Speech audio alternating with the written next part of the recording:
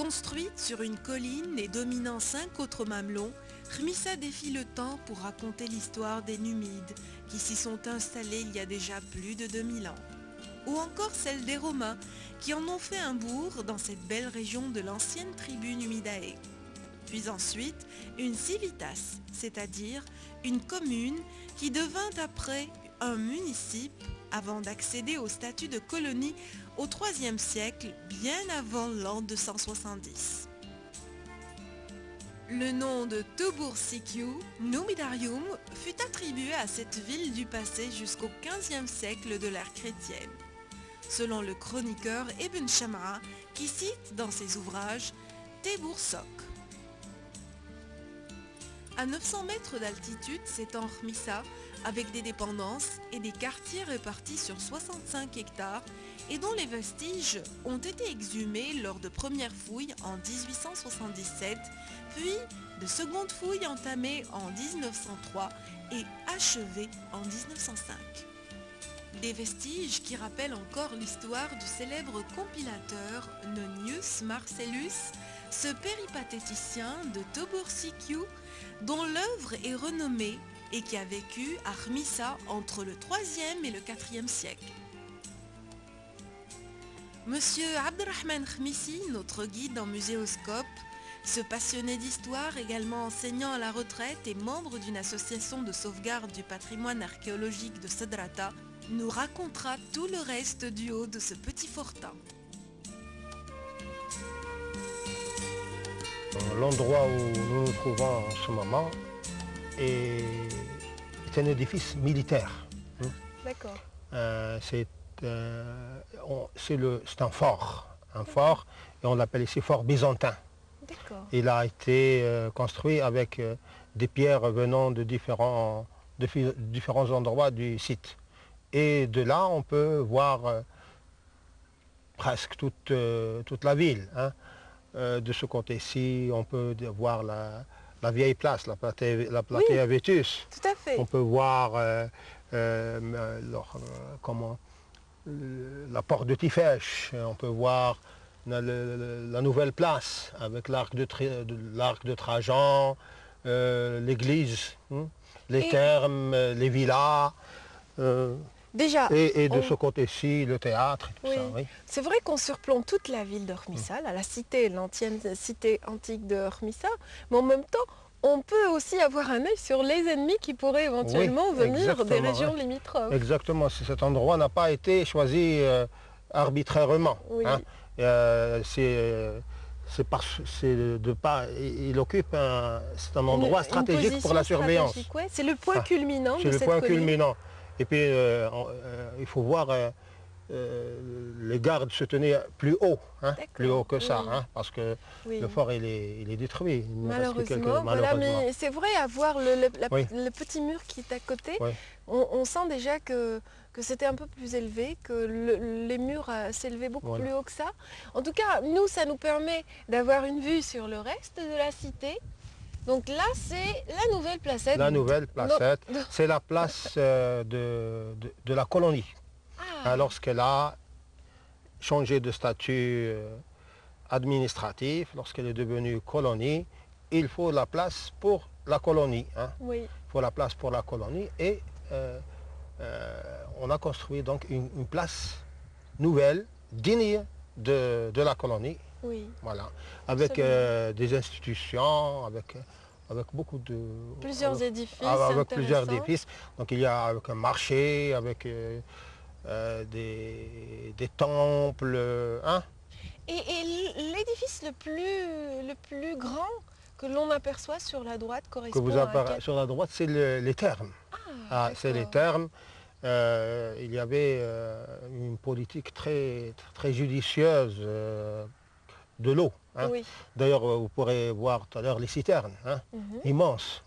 Et puis l'eau provenait pour une grande partie d'une source dite ici située à 6 km de cet endroit, de Khmissa, une source dite Insed, une source très importante, capable d'alimenter la ville en eau, parce qu'ils avaient un grand besoin d'eau. Et l'eau justement qui venait ici passait par un aqueduc. Oui. Hein, un aqueduc bien conservé. Qui traverse les montagnes. Qui traverse les montagnes, que nous ne pourrons pas voir maintenant, aujourd'hui. C'est dommage. Il est très bien conservé et il mérite qu'on lui accorde l'attention, beaucoup d'attention. En tout cas, la porte de la ville est encore intacte. Là, on voit... Là-bas, c'est pas la porte. Ah, d'accord. C'est l'entrée du forum avec 3 portes monumentales. Oui, voilà, qui mènent vers le péristyle, je présume. Voilà. Le péristyle qui, à l'époque, était souvent abrité, donc les gens pouvaient circuler à l'aise dans les villes romaines. Oui. Très bien. En tout cas, les termes sont aussi imposants que ceux de la cité de Mador, qui elle aussi détient des termes très impressionnants de par leur dimension. Nous avons là-bas l'arc de triomphe. Un arc de triomphe et d'honneur dédié à l'empereur Trajan. Ah, un arc de Trajan. Un arc de Trajan. Trajan est considéré comme l'un des bienfaiteurs de la cité. C'est sous son règne que la ville a été promue municipe. Et c'est en récompense c'est au vu de cet honneur qu'il a accordé à la cité que les citoyens ont construit d'ériger un arc en son honneur. C'est l'arc de Trajan. Très bien. Et justement, si l'on parle sur ce fortin de l'endroit stratégique qu'occupe la ville ou l'ancienne Armissa, cela me rappelle aussi l'histoire d'un grand résistant numide de l'époque, à savoir Tacfarinas. Tacfarinas, dont le nom a été associé à cette ville d'Ormissa à un moment. Est-ce que vous pouvez nous expliquer pourquoi? Il y a d'abord quelques références historiques. Oui. Par exemple, Stéphane Gzell parle d'une cité où Tacfarinas serait venu et qui se trouvait dans cette zone-là. On a supposé que ça pourrait être Tubersucu Numidarum, c'est-à-dire c'est le nom antique de Khamissa. Tout à fait. On a supposé, donc c'est un maître conditionnel. De toutes les manières, certainement il est passé par ici. Oui. Maintenant pour le nom, c'est un nom qui a été donné par... dans le temps il y avait Kateb Yassine qui était un homme de gauche et en ce temps-là c'était la mode de donner des noms aux villages agricoles. Oui. Berlichflausen, je ne sais pas, Medreli, tout ça. Et lui, comme il aimait bien la personnalité il aimait plus Jugurtha que Massinissa ou que Massinissa ou Jugurtha. Alors il a voulu honorer. C'est sous son influence que dans le temps on a donné Khamissa Tacfarinas. Ça a été abandonné. Oui. Ce n'est plus officiel. Dans la mesure où... Mais voilà, je vous donne l'historique. Oui, ce n'était qu'une hypothèse. Voilà. Et puis Kateb Yassine, on comprend à quel point il a dû être impressionné par la personnalité de Tacfarinas. Oui. Ce surtout guerrier de par numide. Ce guerrier numide, de par ses origines, enfant du peuple et tout ça. Voilà, c'est sous son influence à lui que... parce que Kateb Yassine est déjà venu ici, il a présenté des pièces de théâtre, oui. Au théâtre, là, il a présenté des pièces. Il est venu plusieurs fois. Oui. Et il n'a pas présenté uniquement à Cedrata, il a présenté à Mlavaï, il est allé un peu partout. Oui. Il a fait un travail extraordinaire. Oui, et il a été donc sur les pas de ce grand guerrier, de ce grand rebelle qui s'était opposé à la prestigieuse Rome, disons, à travers ses représentants ici en Numidie.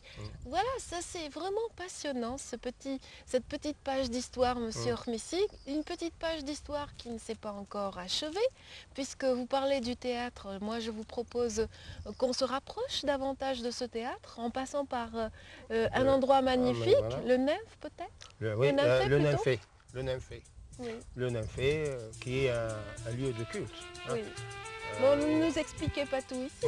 Je préfère qu'on le fasse sur place. Voilà. Allons-y. Allons-y.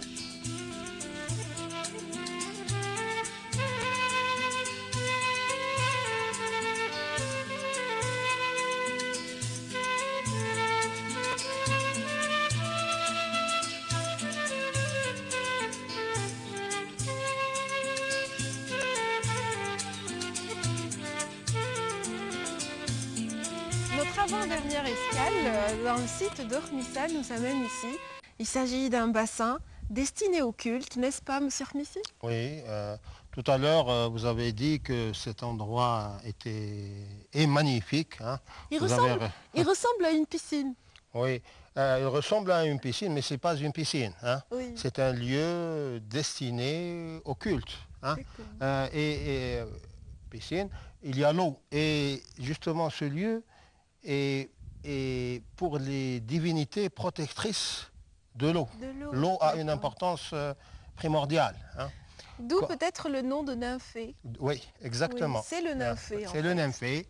Donc, puisque c'est un lieu de culte, il y a des divinités qui sont adorées. Oui. Hein. Vous voyez, de ce côté-ci, oui. C'est un temple. Là-bas aussi, c'est un autre temple. Hein. Oui. Et de ce côté-ci, il y a également un temple avec deux niches. Bien. 3 temples qui entourent ce nymphée. Voilà, ces bassins. Mais par quel système était acheminée l'eau vers ce bassin? Justement, c'est un système ingénieux qui mérite toute l'attention des spécialistes. Hein. Oui. D'abord, il y a 3 bassins.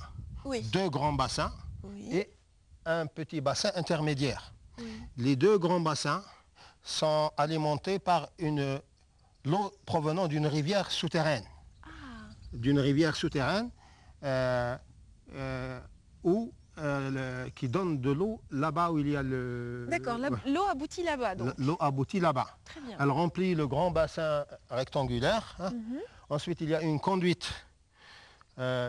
qui... l'eau est saumâtre. D'accord. Elle est acheminée par une conduite souterraine jusqu'au deuxième grand bassin. Hein. Très bien. Maintenant, entre les deux, il y a le bassin intermédiaire. Et le bassin intermédiaire est alimenté avec une eau douce. D'où provient cette eau? Elle provient d'une source, dite, on appelle ici, Ain el-Bir, à 700 ou à 800 mètres en amont. En amont. Il y a un système. Aujourd'hui, les canalisations sont détruites. Mais dans le temps, on ramenait l'eau de cette source à 700 ou 800 mètres. Elle aboutissait là-bas. Au pied du temple. Au pied de là où il y a un temple. Oui. Et puis, vous voyez le caniveau. Hein, il y a un caniveau creusé dans la... Il y a une rigole comme ça. Voilà, une rigole, c'est un caniveau. Oui. Justement, l'eau douce était acheminée par ce caniveau, vous voyez ici. Donc tout au long du bassin. Tout au long du bassin jusqu'au bassin intermédiaire. Jusqu'à la baie là-bas. Il y a une baie jusqu'à la baie. Et elle entre dans le bassin intermédiaire. Hein. Et puis quand le bassin intermédiaire est rempli, l'eau se déverse de part et d'autre. De part et d'autre des 2 bassins. Voilà, des 2 bassins. Très bien. C'était ingénieux. C'était vraiment ingénieux. En plus, je pense, hein, ici, à cet endroit-là, il y avait un portique, c'est-à-dire une galerie de colonnes qu'on voit ici. Ouais, qui allait jusqu'au temple. Voilà, qui allait jusqu'au temple et de l'autre côté. Et puis ici, il y avait un jardin. Un jardin ou une sorte de gymnase pour apprécier le temps qui passe dans ce lieu très paisible. D'ailleurs, on n'entend que les bruits des oiseaux autour de nous. Oui, exactement. C'est vraiment un endroit paradisiaque chez vous. En tout cas, merci pour toutes ces explications concernant le nymphée. Le nymphée qui n'est pas notre dernière escale ici même, puisque nous allons rejoindre l'endroit phare le plus célèbre de cette cité antique d'Hormissa, qui est le théâtre. Oui, le théâtre qui est qui est important, hein, mais il ne faut pas dévaloriser aussi les autres lieux. Hein. Non, loin de moi, c'est un lieu de culture. Oui, tout à fait. Non, c'est pour son état de conservation que je disais cette phrase.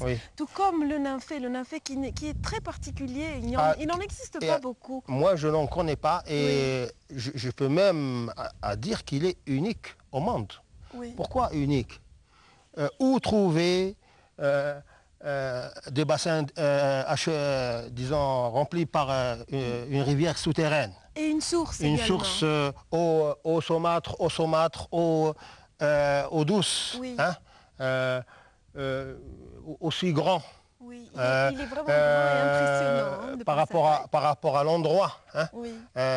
On n'en trouvera pas deux comme ça. En tout cas, avant de rejoindre notre théâtre, l'escale suivante dans cette visite, je tiens à vous demander quelque chose. Est-ce que ça n'altère pas un petit peu la beauté du site? Ce système de protection, est-ce qu'il est conforme à ce qui devrait se faire? En ce qui nous concerne, nous, en tant qu'association, nous avons écrit. Nous avons écrit aux autorités et nous avons protesté. Pour nous, c'est une agression. Tout à fait. C'est une agression. Ces planches-là ne peuvent pas retenir des pierres de taille de ce métal. On les dit, le site. Il fallait laisser les choses sous terre. Ça a été déterré? Ça a été déterré. Il fallait les laisser. Tant qu'on n'a pas les moyens de protéger le dallage originel, ce n'est pas ça qui va les protéger. Il fallait les laisser en attendant des jours meilleurs. Oui, surtout que le musée d'Hormissa n'est pas encore construit. Voilà, il est encore en projet, donc on ne pouvait pas quand même protéger ces mosaïques. Par exemple, le dallage des temples était protégé, était mieux protégé avant lorsqu'il était sous terre. Tout à fait. Il ne fallait pas toucher. Les archéologues me l'ont souvent répété, effectivement. Et nous le regrettons. Nous regrettons aussi, regardez là-bas, puisque vous m'avez donné l'occasion, il y avait là-bas un escalier. D'accord. Vous voyez les moellons, il y avait un escalier et quelqu'un a jugé que c'était pas beau. Il a dénaturé carrément et on les a enlevés. Et c'est vraiment regrettable. Regrettable, tout à fait. Il y a les photos anciennes avec des spécialistes, on peut le prouver et puis reconstituer également. Oui. Très bien. Voilà. Je vois un peloton qui se dirige vers le théâtre et je pense que nous allons peut-être faire comme eux et rejoindre cet établissement. Allons-y. Allons-y.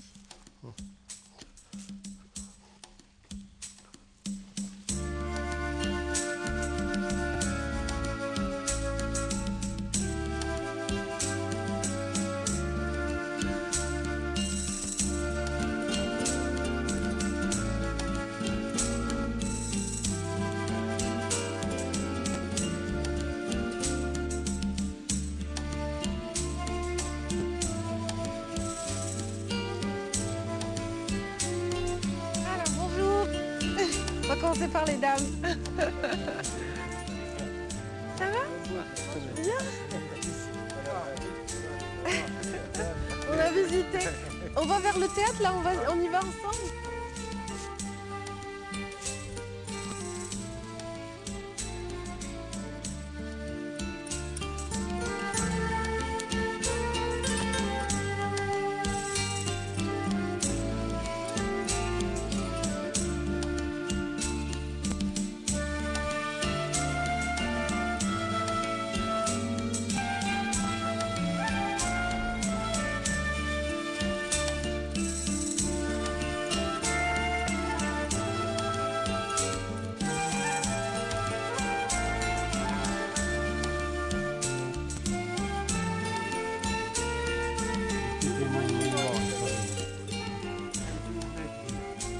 Pour ceux qui ont pris le train en marche, je rappelle que notre guide dans le Muséoscope aujourd'hui a été M.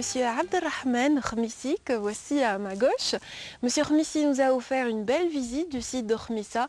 Je rappelle qu'il est enseignant à la retraite et il s'est reconverti en qualité de membre d'une association culturelle, une association qui œuvre pour la protection et la promotion des sites et monuments historiques de la ville, ou plutôt de la daïra de Sedrata qui dépend de la wilaya de Souq Ahraz. Donc merci de nous avoir fait parcourir un si beau site, Monsieur Khmissi. Merci à vous. Non, tout le plaisir a été pour nous. En tout cas, sa générosité, il la prouve au quotidien avec tous les enfants qu'il balade ici même, mais également il la prouve tout de suite puisqu'il cède le flambeau au président de son association, M. Dahmani Wamer, qui est également présent avec nous dans ce beau théâtre d'Hormissa. Et c'est lui qui va nous le décrire d'ailleurs. Bienvenue, M. Dahmani, dans notre émission Muséoscope. Voilà, donc décrivez-nous un petit peu le théâtre que voici. Il est très bien conservé. Oui, je suivant le site. Il a été construit, je crois, en 200 après Jésus-Christ. Oui. Une contenance de 3500 places, oui. à peu près. Et les gradins sont toujours intacts, vraiment? Les gradins sont intacts. C'est un site qui est conservé. Et il est adossé à une colline pour amplifier l'écho de la sonorisation, je sais pas comment on appelle ça. Vous voyez au-devant le mur de scène qui abrite derrière des loges pour les acteurs. Ah, les acteurs se mettaient donc de ce côté-ci, derrière? Derrière, c'est des loges. Oui, elles sont aussi presque intactes. Hein? Oui, vous voyez. Il y avait un second étage dans le temps. D'accord. Et qui donne accès par 3 portes. Donne accès à la scène. Les acteurs pénètrent sur la scène par 3 portes. Oui. Voilà. Qu'est-ce que je vais vous dire? Et donc, comment ils rentraient sur scène, ces acteurs? Est-ce qu'ils venaient comme ça, directement? Ou est-ce que... Comment se faisait l'entrée sur scène? L'entrée, ils empruntaient un escalier en bois. Oui. En bois, pour que l'entrée soit majestueuse des acteurs. D'accord. Donc ils venaient en élévation? En élévation, puis il y a un tremplin, puis ils redescendent vers la scène. Oui. Voilà. Parfait. Donc la scène que voici, à côté de nous. Vous avez la scène ici. Et là, juste en face, vous avez l'orchestre, où les notables de la ville se mettaient. Oui. Sur les ailes, il y a des escaliers qui desservent les gradins supérieurs. Oui. Vous avez 2 escaliers latéraux, le côté gauche et droit. D'accord. Pour l'entrée publique? Pour le public, disons. Très bien. Sinon, l'orchestre, il est réservé tout simplement aux notables de la ville. Et le théâtre est en retrait de la ville, il n'est pas au centre, au cœur d'Ormissa, ou je veux dire parmi les autres édifices? Parce qu'après le Forum Novembre, ils ont pensé élargir, parce qu'il y a encore des constructions qui ne sont pas... Qui n'ont pas été déterrées, vous voulez dire? Du sol, c'est-à-dire les fouilles, elles ne sont pas terminées encore. C'est à peu près à 70%. D'accord. Donc, ce qu'on pense, c'est que du Forum Novembre, la ville s'étire jusqu'au flanc du théâtre. Oui. Ils lui ont réservé cette colline pour l'adosser. En tout cas, ce beau théâtre, tout comme les autres vestiges que recèle le site d'Ormissa, est préservé et protégé par l'ensemble des bénévoles de votre association. Donc vous œuvrez au quotidien à la préservation et également à la promotion de ce site. Vous avez d'ailleurs protégé le site contre certaines atteintes il y a peu de temps. Oui, c'est ce qu'on fait. On essaye de faire du mieux que nous. C'est par amour à ce site-là. Parce qu'on était gosses, on aimait déjà ce site. On nous a appris à l'aimer.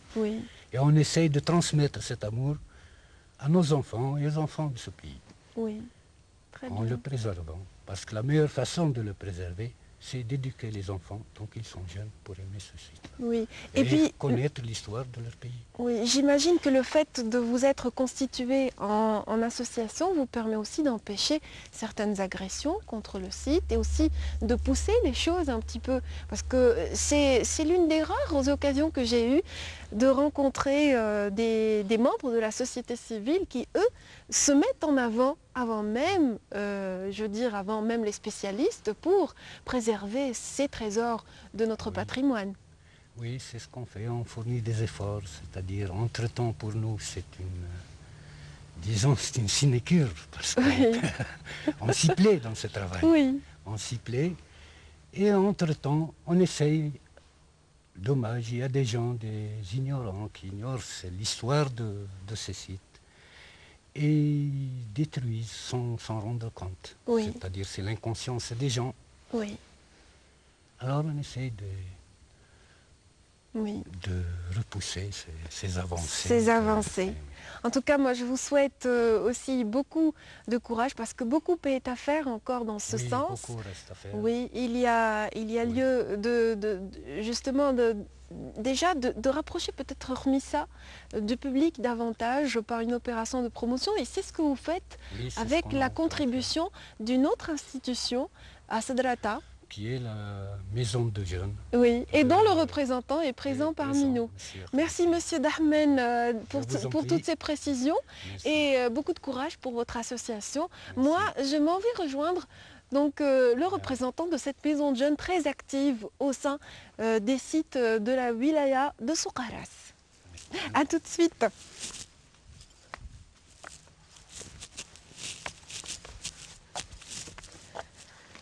Et voilà, nous avons escaladé les gradins à l'image de nos ancêtres à l'époque, donc qui venaient ici pour des spectacles remarquables, j'imagine. Et puis également, à l'époque de l'indépendance, Kateb Yassine, me disait Monsieur Hormissi, parcourait cet espace. Vous le saviez, Monsieur Hormissi Chorfi? Je sais parce que c'est déjà, je suis dramaturge de formation, donc je dois savoir qu'il y a des expériences faites par M. Kateb Yassine ici même, avec les jeunes de l'époque, c'était Dahman et sa génération. Ils ont déjà fait la pièce de L'homme aux sandales de caoutchouc, oui. Encadré par Kateb Yassine aux années 73. Oui. Je crois bien c'est ça. Oui, mais c'est pas grave les années. Hein. L'essentiel c'est de retenir quand même l'histoire donc de ces personnalités qui ont foulé le sol de ce beau théâtre. Et donc vous êtes dans votre élément, si j'ai bien compris. Vous êtes au théâtre, votre lieu privilégié.